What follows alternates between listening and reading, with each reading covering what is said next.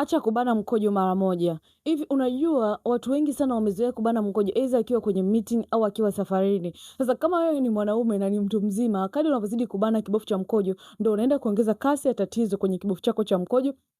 na kuendelea kukusumbua hali ya kutoka mkojo na kadhalika. Ngoja nikwambie ndugu yangu, unapobana mkojo maana yake unaruhusu ile misuli ya kibofu cha mkojo ambayo ilitakiwa irelax na kutoa uchafu, unaicontract, maana yake utakuwa unatumia nguvu kuibana tena. Kadri hii tabia itakavyozidi kuendelea, ndio unaenda kuua kibofu, lakini vile vile unakuwa hatarini zaidi kuathiri figo yako, kwa sababu unaporudisha mkojo ndani, mkojo utarudi tena kwenye figo na uzungushe katika mwili, ambapo zile chumvi zitakapozidi kuongezeka ndo utaanza kupata changamoto ya figo kwenye mawe ama